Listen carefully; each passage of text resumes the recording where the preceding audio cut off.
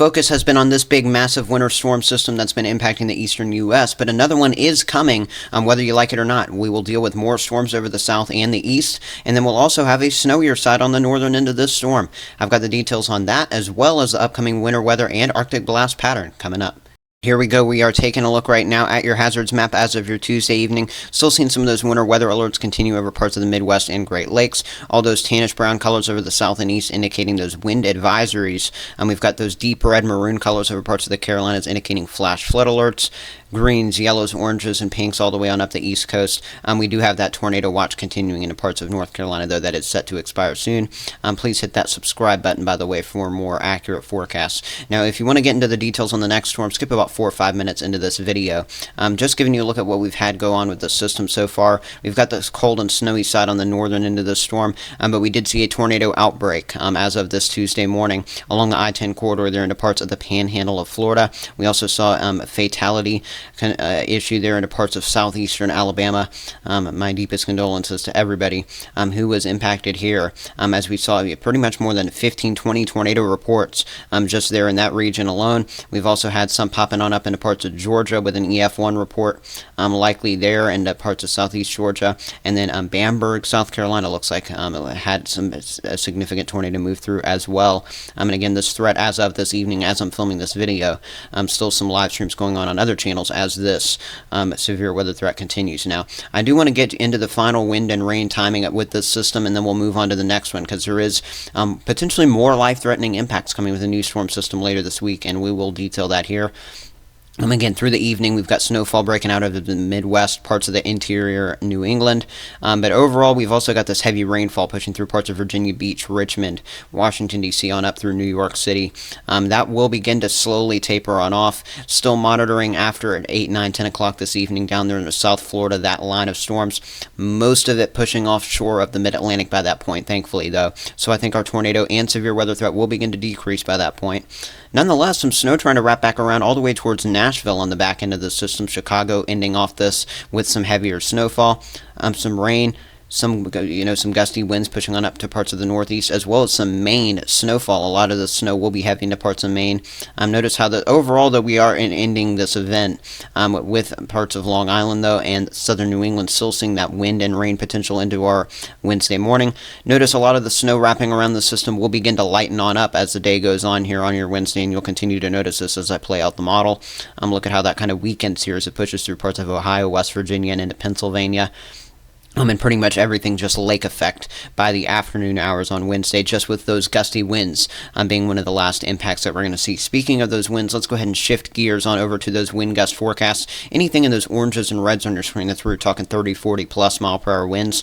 And notice where that swath is as we go towards tonight. These winds from the west and northwest trying to catch on up to the system, so parts of Chicago, as well as the upper Midwest, the Ohio Valley, those zones getting in on some breezes tonight, as well as on down towards the southeast. But our big concern through the remainder of the system is going to be with these gusts along the southern New England shores.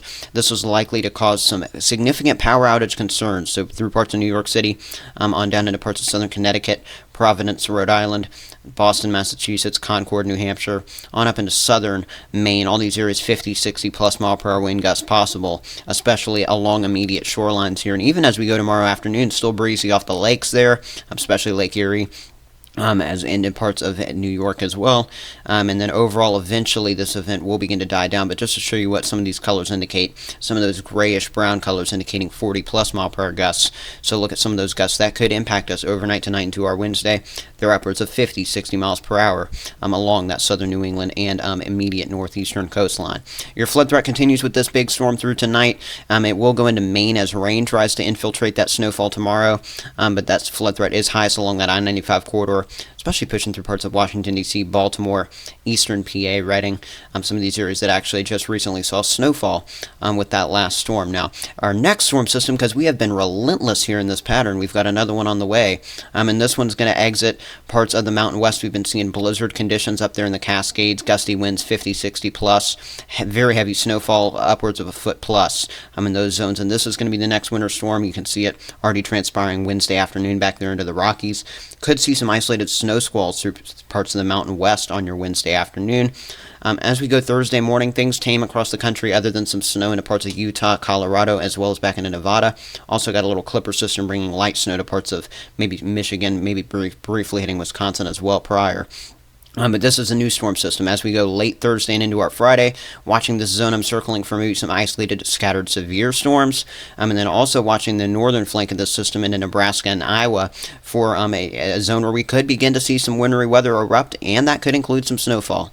Okay, so another very dynamic storm system. Look at those deep blues near Chicago, as well as parts of northern Indiana at this point. Could see a very heavy snow event briefly start this off there once again. This almost looks like deja vu with more severe weather as well. Over parts of the south central quarter of this, but this could stretch a little bit further inland from the coastlines here. And you can really see this as a storm kind of a little bit weaker, more that energy kind of pulled towards this system itself. So we're kind of watching parts of eastern Alabama, north Georgia, into the western Carolinas, these zones maybe for some severe weather as we go into our Friday. The snowfall as well, quite heavy, maybe even blizzard conditions there into Iowa, Missouri, on up to Wisconsin, Lake Michigan.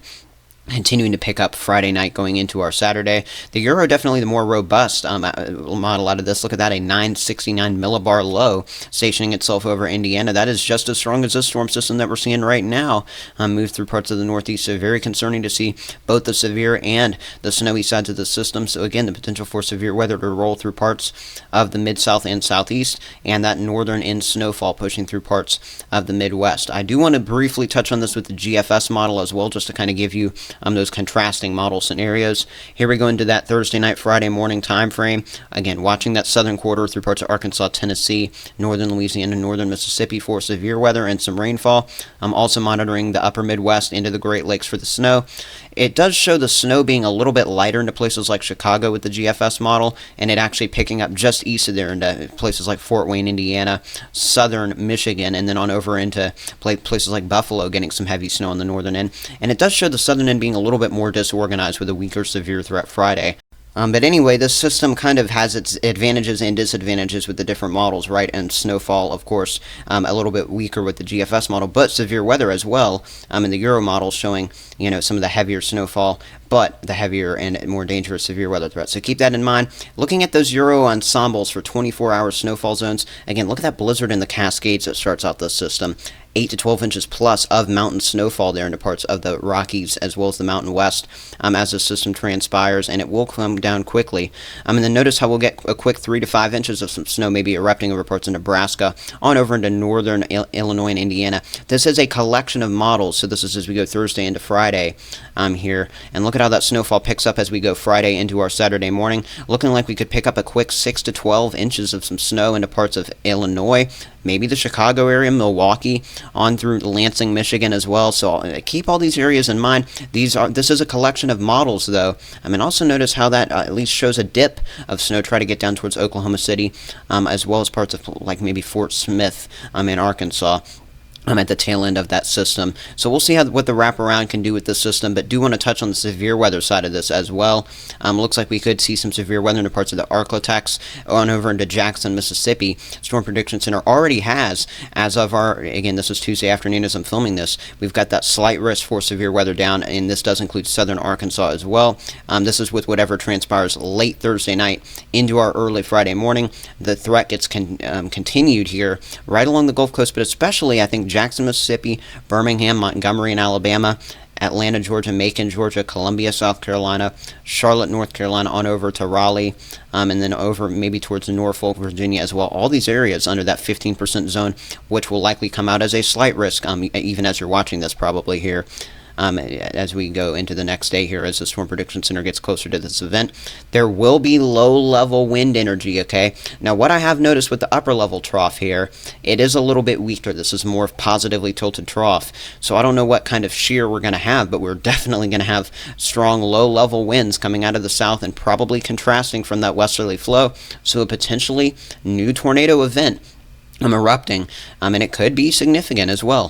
So we'll have to watch very closely as this system transpires. I do think the stronger the days might come as this goes towards parts of Alabama, Georgia, and the Carolinas, and the northern parts of those states. But anyway, Also down the line, we have increasing snow chances here. This is as we go towards early next week. This is Monday, January 15th in the afternoon. By this point, the probabilities of seeing an inch or more of snowfall with those zero ensembles, again, this is a collection of a lot of models, it is upwards of 50% there over Kansas, Oklahoma, southern Missouri, so Joplin getting in on this, northern Arkansas as well. So for those of you who are snow lovers in the south, this might be your chance to get some decent snowfall and I'll show you the reason why this snow is getting this far south, by the way. This is as a low pressure system tracks all the way down into parts of Dallas, Texas, and as that low kind of stretches down in that area and tracks like so, that snow event could track through parts of Nashville, through Kentucky on up into West Virginia, as well as into the northeastern United States, and could be another nor'easter event, and could include New York City, Boston in this, with at least 30 to 50% chances already beginning to erupt for an inch of snowfall or more Tuesday going into Wednesday over this region. So we'll have to monitor that closely. What this system is doing, it is pulling in those colder air mass, and look at how cold those temperatures are. This isn't even wind chill. This is Euro ensembles once again. So again, looking at that collection of models, 5, 10, 15 degrees below average for minimal temperatures here as we go Saturday night going into our Sunday morning. Very cold, bitter cold over Montana, Colorado, the northern plains. But that freezing line dipping all the way down Dallas, places like Dallas getting down to maybe 25 Saturday night going into Sunday. So very cold air there as well. And then as we go with time through the middle of next week, that storm system pulls this colder air eastward. And look at how far south that freezing line goes, all the way down to Houston, the Gulf Coast, and pretty much all of the U.S. below freezing at night towards the middle to back half of next week. This is all part of the polar vortex pretty much collapse coming down over the United States. Look at that colder air on the 6 to 10 day temperature probability outlook from that Climate Prediction Center, showing that big blue bullseye sitting right over here over parts of the Midwest as well as the Mid-South here, but pretty much the entire country below average except for a sliver of California. Thanks so much for watching this video, everyone. Once again, hearts out to everyone who was impacted by the storms today, and that's it. Stay safe, everyone.